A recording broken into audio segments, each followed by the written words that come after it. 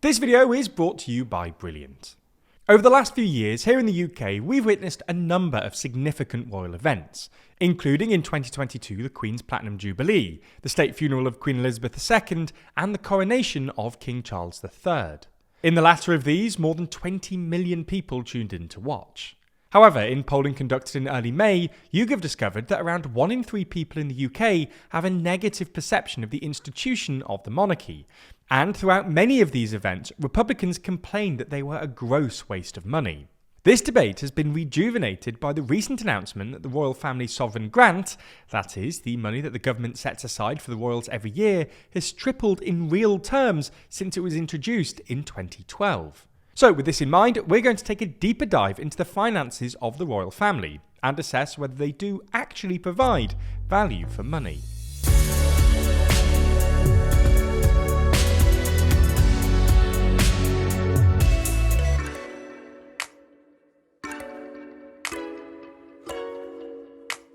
Never miss an episode and always feel in the loop by subscribing and ringing the bell. Now, the first thing we need to look into to answer this question is exactly how the royal family gets its money. As things stand, there are 3 main ways: income from the duchies of Lancaster and Cornwall, income from investments and wealth, and the sovereign grant. Let's have a look at these in turn before moving on and seeing if the royal family provides value for money.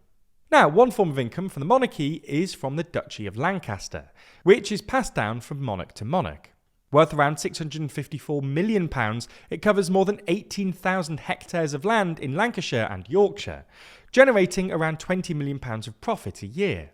Currently in the hands of King Charles, he personally receives the profits and can do with them as he wishes. Separately to this is the Duchy of Cornwall, which belongs to whoever holds the title of Duke of Cornwall, currently Prince William. It's worth around £1 billion and also generates around £20 million of profit per year, and that goes to the Duke of Cornwall and can be used however they like. Together, these account for the first stream of income for the monarchy. The second form of income for the monarch is that of their private investments and wealth. Now, it's hard to estimate exactly how much the king's worth, how much of it's invested, and where. However, a Guardian investigation, which included 12 experts who were experienced at valuing land, property, vehicles, art and jewellery, suggested that it was in the region of around £1.8 billion. If invested well, this could provide a sizable income for the monarchy. The final form of income is the sovereign grant. Prior to 2011, a vast amount of the monarchy's income came from a number of different sources. There was the civil list, which provided money to the royal family in return for the profits of the crown estates, the grant in aid for royal travel, the maintenance of the royal palaces, and the expenditure on communications and information. To simplify this, the government passed the Sovereign Grant Act of 2011, which consolidated all of these payments into a single block payment. The payment covers everything from the maintenance of royal residences, the cost of royal travel, and the employment costs for the royal household. Unsurprisingly, this was known as the Sovereign Grant. Now, the exact amount that the monarchy receives from this depends on a number of factors. Firstly, the sovereign grant is tied to the profits of the Crown Estate, assets held by the monarchy with a value of around £16.5 billion. Prior to 2017, the sovereign grant was set at 15% of the profits of the Crown Estate. In 2017, this was increased to 25% for 10 years in order to pay for repairs to Buckingham Palace. In 2023, the Conservative government reduced this down to 12%, anticipating a rise in Crown Estate profits in the succeeding years, particularly from some newly installed offshore wind farms. It's important to note here that there is a mechanism attached to the grant, which means it can never drop below the value from the previous year. This means that if inflation, for instance, eats away at the profits of the Crown Estate, the monarchy can still expect, at the very least, the same payment as the previous year. It would only become a problem if inflation lasted for a significant portion of time. Now, this is what happened between 2021 and 2023, causing something of a drop in the sovereign grant.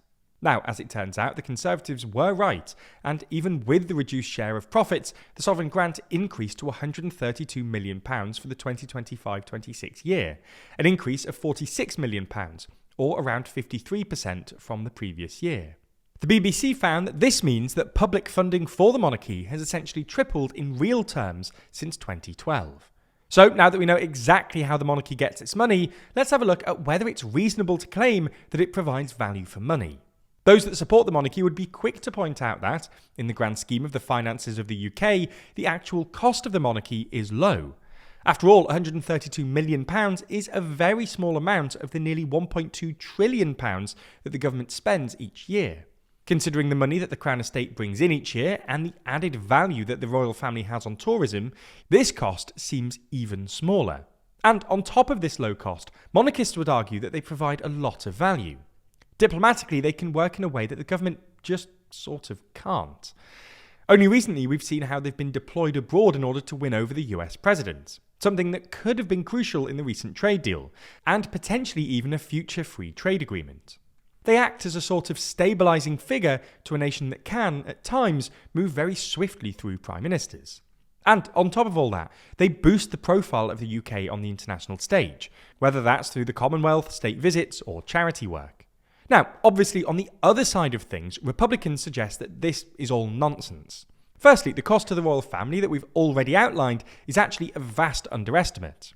Campaign group Republic suggests the real cost of the monarchy each year is closer to £500 million when you factor in security that the Metropolitan Police have to pay for.